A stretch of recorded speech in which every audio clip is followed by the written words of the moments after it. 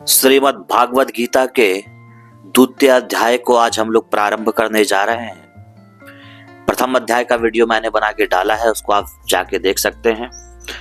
द्वितीय अध्याय में संजय बोले, उस प्रकार करुणा से व्याप्त और आंसुओं से पूर्ण तथा व्याकुल नेत्रों वाले शोक युक्त उस अर्जुन के प्रति भगवान मधुसूदन ने यह वचन कहा। श्री कृष्ण बोले, हे अर्जुन, तुझे इस असमय में यह मोह किस हेतु से प्राप्त हुआ? क्योंकि ना तो यह श्रेष्ठ पुरुषों द्वारा आचरित है, ना स्वर्ग को देने वाला है और ना कीर्ति को करने वाला है। इसलिए हे अर्जुन, नपुंसकता को मत प्राप्त हो, तुझमें यह उचित नहीं जान पड़ती। हे परंत, हृदय की तुच्छ दुर्बलता को त्याग कर युद्ध के लिए खड़ा हो। अर्जुन बोले, हे मधुसूदन, मैं रणभूमि में किस प्रकार बाणों से भीष्म पितामह और द्रोणाचार्य के विरुद्ध लड़ूंगा? क्योंकि हे अरिशूदन, वे दोनों ही पूजनीय हैं। इसलिए इन महानुभावों गुरुजनों को ना मारकर मैं इस लोक में भिक्षा का अन्न भी खाना कल्याणकारक समझता हूँ। क्योंकि गुरुजनों को मारकर भी इस लोक में रुधिर से सने हुए अर्थ और काम रूप भोगों को ही तो भोगूंगा। हम यह भी नहीं जानते कि हमारे लिए युद्ध करना और ना करना, इन दोनों में से कौन सा श्रेष्ठ है।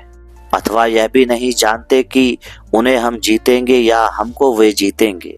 और जिनको मारकर हम जीना भी नहीं चाहते, वे ही हमारे आत्मीय धृतराष्ट्र के पुत्र हमारे मुकाबले में खड़े हैं। इसीलिए कायरता रूप दोष से उपहत हुए स्वभाव वाला तथा धर्म के विषय में मोहित चित हुआ मैं आपसे पूछता हूँ कि जो साधन निश्चित कल्याणकारक हो वह मेरे लिए कहिए। क्योंकि मैं आपका शिष्य हूँ, इसलिए आपके शरण हुए मुझको शिक्षा दीजिए। क्योंकि भूमि में निष्कंटक धन धान्य संपन्न राज्य को और देवताओं के स्वामी पने को प्राप्त होकर भी मैं उस उपाय को नहीं देखता हूँ जो मेरी इंद्रियों के सुखाने वाले शोक को दूर कर सके। संजय बोले, हे राजन, निंद्रा को जीतने वाले अर्जुन अंतर्यामी श्री कृष्ण महाराज के प्रति इस प्रकार कहकर फिर श्री गोविंद भगवान से युद्ध नहीं करूंगा, यह स्पष्ट कहकर चुप हो गए। हे भरत वंशी धृतराष्ट्र, अंतर्यामी श्री कृष्ण महाराज दोनों सेनाओं के बीच में शोक करते हुए उस अर्जुन को हंसते हुए से यह वचन बोले। श्री कृष्ण बोले, हे अर्जुन, तू ना शोक करने योग्य मनुष्यों के लिए शोक करता है और पंडितों के से वचनों को कहता है, परंतु जिनके प्राण चले गए हैं उनके लिए और जिनके प्राण नहीं गए हैं उनके लिए भी पंडित जन शोक नहीं करते। ना तो ऐसा ही है कि मैं किसी काल में नहीं था या तू नहीं था अथवा ये राजा लोग नहीं थे, और ऐसा ही है कि इससे आगे हम सब नहीं रहेंगे। जैसे जीवात्मा की इस देह में बालकपन, जवानी और वृद्धावस्था होती है, वैसे ही अन्य शरीर की प्राप्ति होती है। उस विषय में धीर पुरुष मोहित नहीं होते। हे कुंती पुत्र, सर्दी गर्मी और सुख दुख को देने वाले इंद्रिय और विषयों के संयोग तो उत्पत्ति विनाशशील और अनित्य हैं। इसलिए हे भारत, उनको तू सहन कर।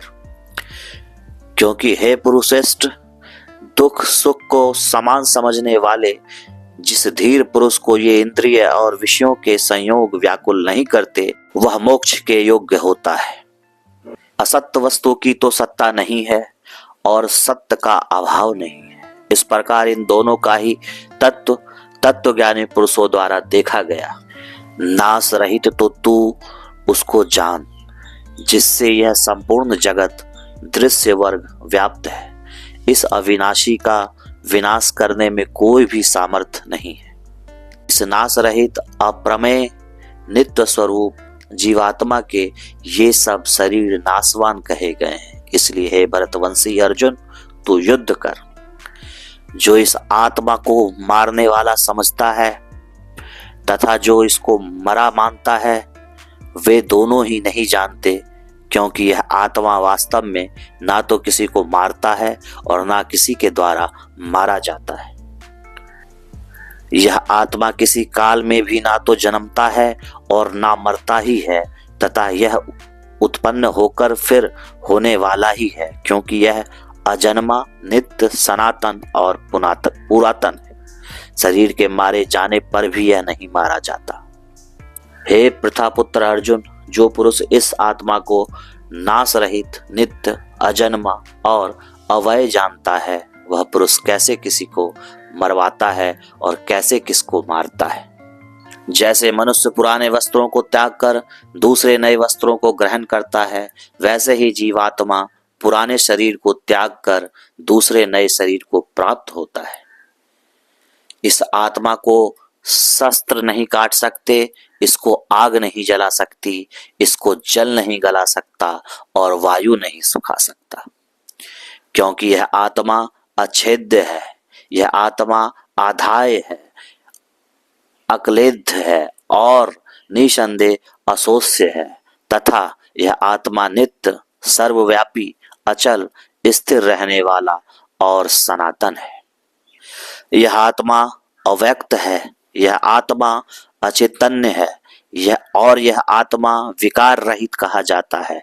इससे हे अर्जुन, इस आत्मा को उपर्युक्त प्रकार से जानकर तू शोक करने के योग्य नहीं है, अर्थात तुझे शोक करना उचित नहीं है। किंतु यदि तू इस आत्मा को सदा जन्मने वाला तथा सदा मरने वाला मानता हो, तो भी हे महाबाहो, तू इस प्रकार शोक करने के योग्य नहीं है, क्योंकि इस मान्यता के अनुसार जन्मे हुए की मृत्यु निश्चित है और मरे हुए का जन्म निश्चित है। इससे भी इस बिना उपाय वाले विषय में तू शोक करने का योग्य नहीं है। हे अर्जुन, संपूर्ण प्राणी जन्म से पहले अप्रकट थे और मरने के बाद भी अप्रकट हो जाने वाले हैं, केवल बीच में ही प्रकट हैं। फिर ऐसी स्थिति में क्या शोक करना है? कोई एक महापुरुष ही इस आत्मा को आश्चर्य की भांति देखता है और वैसे ही दूसरा कोई महापुरुष ही इससे तत्व का आश्चर्य की भांति वर्णन करता है, तथा दूसरा कोई अधिकारी पुरुष ही इसे आश्चर्य की भांति सुनता है और कोई कोई तो सुनकर भी इसको नहीं जानता।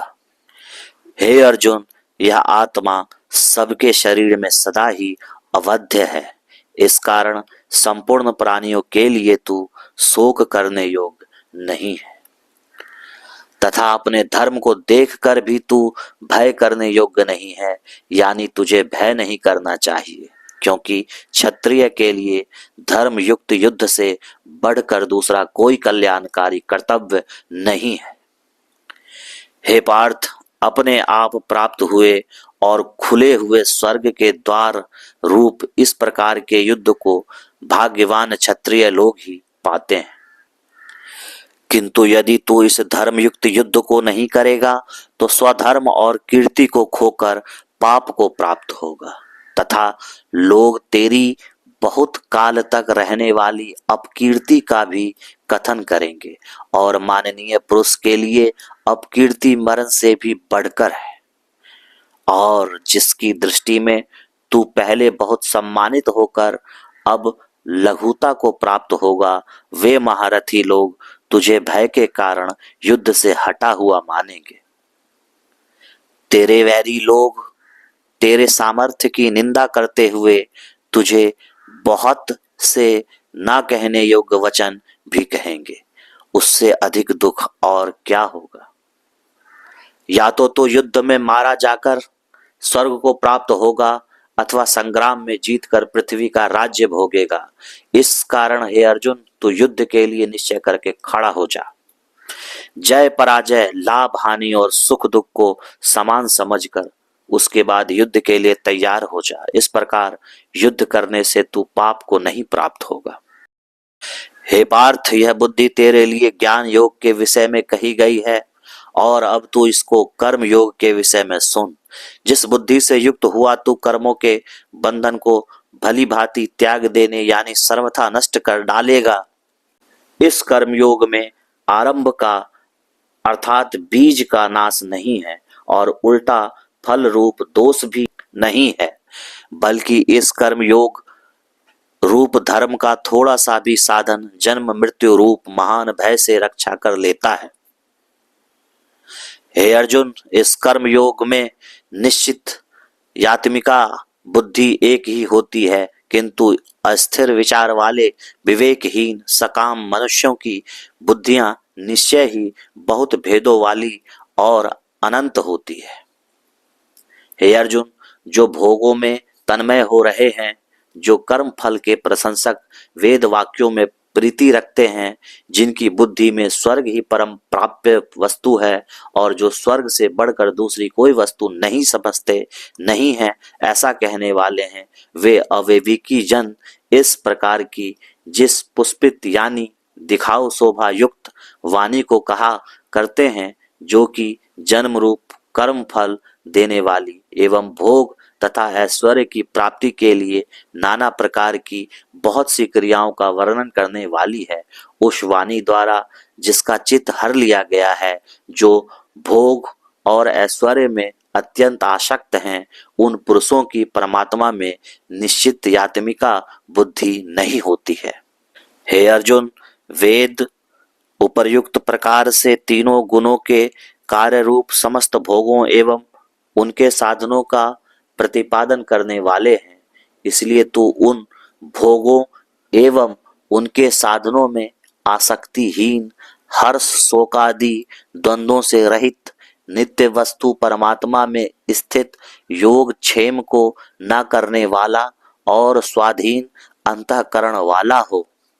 सब ओर से परिपूर्ण जलाशय के प्राप्त हो जाने पर छोटे जलाशय में मनुष्य का जितना प्रयोजन रहता है, ब्रह्म को तत्व से जानने वाले ब्राह्मण का समस्त वेदों में उतना ही प्रयोजन रह जाता है। तेरा कर्म करने में ही अधिकार है, उसके फलों में भी कभी नहीं।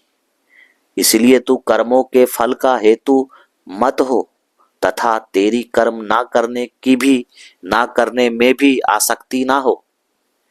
हे धनंजय, तू आसक्ति को त्याग कर तथा सिद्धि और असिद्धि में समान बुद्धि वाला होकर योग में स्थित हुआ कर्तव्य कर्मों को कर। समत्त ही योग कहलाता है।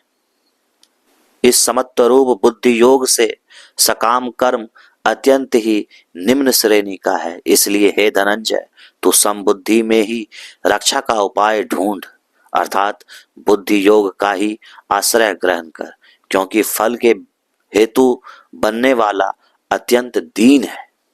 समबुद्धि युक्त पुरुष पुण्य और पाप दोनों को इस लोक में त्याग देता है, अर्थात उनसे मुक्त हो जाता है। इससे तू समतत्व रूप योग में लग जा। यह समत्व रूप योग ही कर्मों में कुशलता है, अर्थात कर्म बंधन से छूटने का उपाय है। क्योंकि समबुद्धि से युक्त ज्ञानी जन कर्मों से उत्पन्न होने वाले फल को त्याग कर जन्म रूप बंधन से मुक्त हो निर्विकार परम पद को प्राप्त हो जाते हैं। जिस काल में तेरी बुद्धि मोह रूप दलदल को भली भांति पार कर जाएगी, उस समय तू सुने हुए और सुनने में आने वाले इस लोक और परलोक संबंधी सभी भोगों से वैराग्य को प्राप्त हो जाएगा। भली भांति के वचनों को सुनने से विचलित हुई तेरी बुद्धि जब परमात्मा में अचल और स्थिर ठहर जाएगी, तब तू योग को प्राप्त हो जाएगा, अर्थात तेरा परमात्मा से नित्य संयोग हो जाएगा। अर्जुन बोले, हे केशव, समाधि में स्थित परमात्मा को प्राप्त हुए स्थिर बुद्धि पुरुष का क्या लक्षण है? वह स्थिर बुद्धि पुरुष कैसे बोलता है, कैसे बैठता है और कैसे चलता है? श्री भगवान बोले, हे अर्जुन, जिस काल में यह पुरुष मन में स्थित संपूर्ण कामनाओं को भली भांति त्याग देता है और आत्मा से आत्मा में ही संतुष्ट रहता है, उस काल में वह स्थित प्रज्ञ कहा जाता है। दुखों की प्राप्ति होने पर जिसके मन में उद्वेग नहीं होता, सुखों की प्राप्ति होने में जो सर्वथा निप्रिय है तथा जिसके राग भय और क्रोध नष्ट हो गए हैं, ऐसा मुनि स्थिर बुद्धि कहा जाता है। जो पुरुष सर्वत्र स्नेह रहित हुआ उस शुभ या अशुभ वस्तु को प्राप्त होकर न प्रसन्न होता है और न द्वेष करता है, उसकी बुद्धि स्थिर है। और कछुआ सब ओर से अपने अंगों को जैसे समेट लेता है, वैसे ही जब यह पुरुष इंद्रियों के विषयों से इंद्रियों को सब प्रकार से हटा लेता है, तब उसकी बुद्धि स्थिर है, ऐसा समझना चाहिए। इंद्रियों के द्वारा विषयों को ग्रहण ना करने वाले पुरुष के भी केवल विषय तो निवृत्त हो जाते हैं, परंतु उनमें रहने वाली आसक्ति निवृत्त नहीं होती। इस स्थित प्रज्ञ पुरुष की तो आसक्ति भी परमात्मा का साक्षात्कार करके निवृत्त हो जाती है। हे अर्जुन, आसक्ति का नाश ना होने के कारण ये प्रमथन स्वभाव वाली इंद्रियां यत्न करते हुए बुद्धिमान पुरुष के मन को भी बलात् हर लेती है। इसलिए साधक को चाहिए कि वह उन संपूर्ण इंद्रियों को वश में करके समाहित चित्त हुआ मेरे परायण होकर ध्यान में बैठे, क्योंकि जिस पुरुष की इंद्रियां वश में होती है उसी की बुद्धि स्थिर हो जाती है।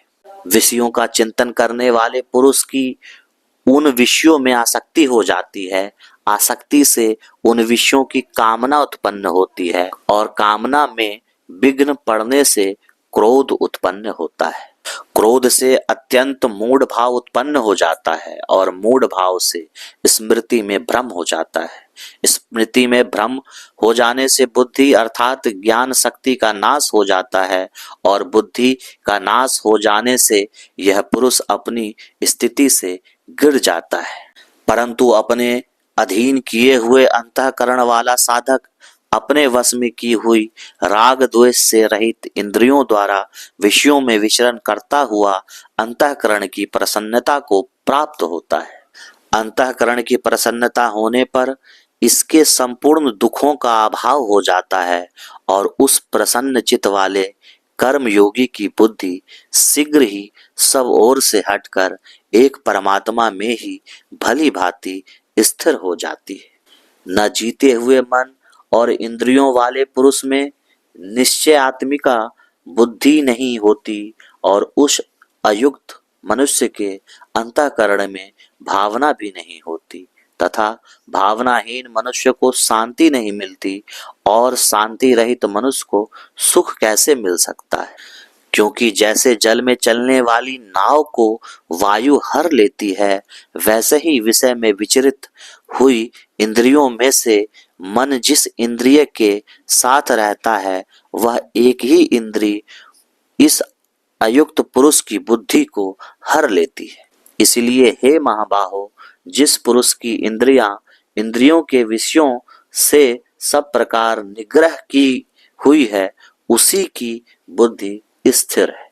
संपूर्ण प्राणियों के लिए जो रात्रि के समान है, उस नित्य ज्ञान स्वरूप परमानंद की प्राप्ति में स्थित प्रज्ञ योगी जागता है और जिस नाशवान सांसारिक सुख की प्राप्ति में सब प्राणी जागते हैं, परमात्मा के तत्व को जानने वाले मुनि के लिए वह रात्रि के समान है। जैसे नाना नदियों के जल जब सब ओर से परिपूर्ण अचल प्रतिष्ठा वाले समुद्र में उसको विचलित ना करते हुए ही समा जाते हैं, वैसे ही सब भोग जिस स्थित प्रज्ञ पुरुष में किसी प्रकार का विकार उत्पन्न किए बिना ही समा जाते हैं, वही पुरुष परम शांति को प्राप्त होता है, भोगों को चाहने वाला नहीं।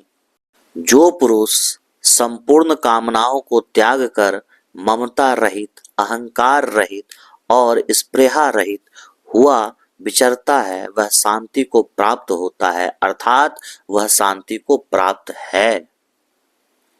हे अर्जुन, यह ब्रह्म को प्राप्त पुरुष की स्थिति है। इसको प्राप्त होकर योगी कभी मोहित नहीं होता और अंत काल में भी इस ब्रह्मी स्थिति में स्थित होकर ब्रह्म नंद को प्राप्त हो जाता है। इस प्रकार द्वितीय अध्याय समाप्त हुआ और अब हम लोग तीसरे अध्याय की तरफ बढ़ेंगे।